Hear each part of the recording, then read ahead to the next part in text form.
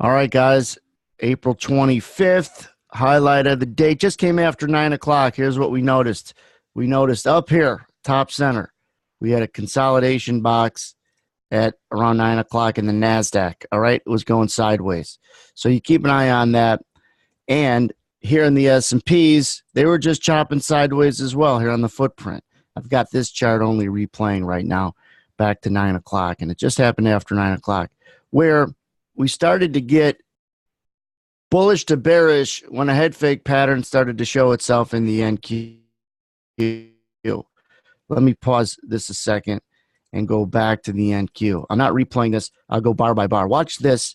See how it sneaks above the top of the box and it kind of gets itself bullish? How could you predict this next big move lower if you're looking at the right-hand side of my screen? Well, when the market starts to creep back into the middle of the box that we drew, I'll draw it again, this box. Once it starts getting to the middle of it, the middle is not arbitrary. You start to say, be careful being long.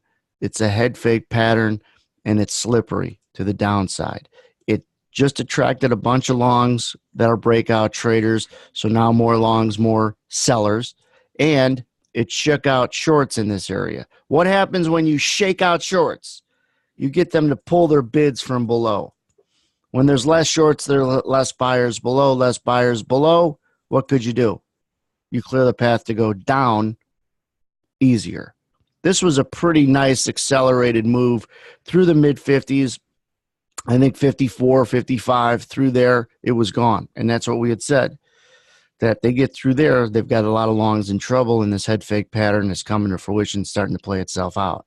Well, if you don't catch it in the NASDAQ, which is a better catch because it worked faster for more, relatively speaking, you come here in the ES and let's see what we see when you start to get a very negative bearish reaction in its cousin, the NASDAQ.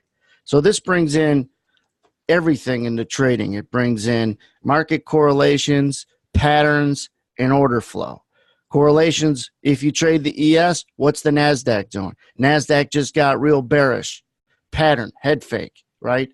Order flow. You're looking for buyers that come into the ES and can't get it to go up, or sellers that do get it to go down a little bit.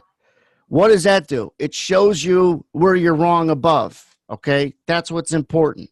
If you're looking to get short and you see some aggressive selling come in, it could get you short.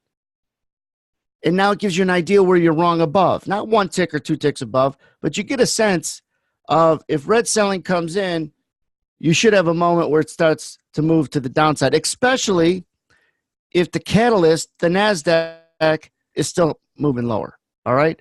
So the NASDAQ starts to really get hit through 54, 55 even, their price, and that puts us, I might have rewound it too much, but as this starts to go along, it still hasn't happened in the NASDAQ yet, meaning they haven't slipped through 54, 55 just yet. But as they do it, the S&Ps test the VWAP, which is their white line right in here, and start to work themselves through some green edge zone buying, which is bearish. And then you couple that with a bearish pattern in the NASDAQ that's actually fulfilling itself to the downside.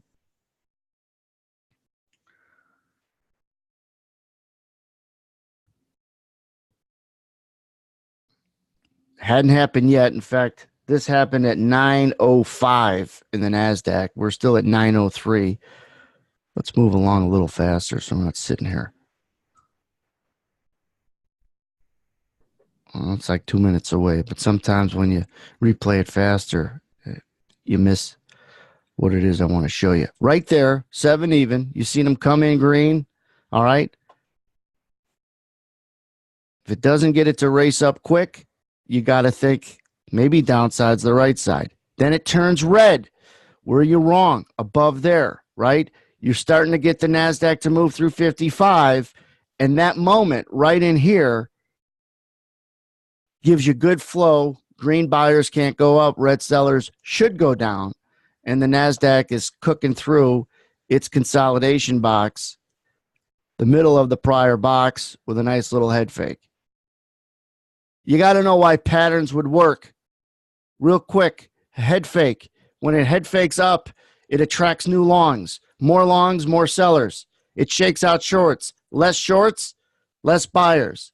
What happens when there's more sellers and less buyers in the price of anything? It's more likely to go down. More sellers, less buyers.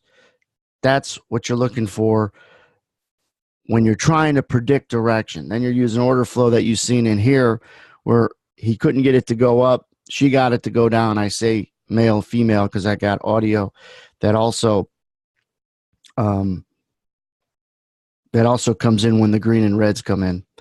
But it's important that you tie all those things together, and what you're doing is you're overlapping skill that matters. So if you got 3 different skill sets, the overlap is where your skill lies. If you just used one all the time, this one, and they're all over here, and you don't have a trade, you don't have the setup, you're trying to look too hard, too fast. Just remember, profiling is great, and a lot of people profile. I think it's great. People understand it. But the weakness is gives you a good opinion, but not a good execution of that opinion. At some point, you got to pull the trigger on the opinion you have. And a lot of stuff that's out there gives you an opinion, but not the when moments. Where's the market going? Doesn't matter to me. When it's going is more important. And then if you could combine the where and the when, now you got 2 thumbs up and you're trading well and you're in the zone.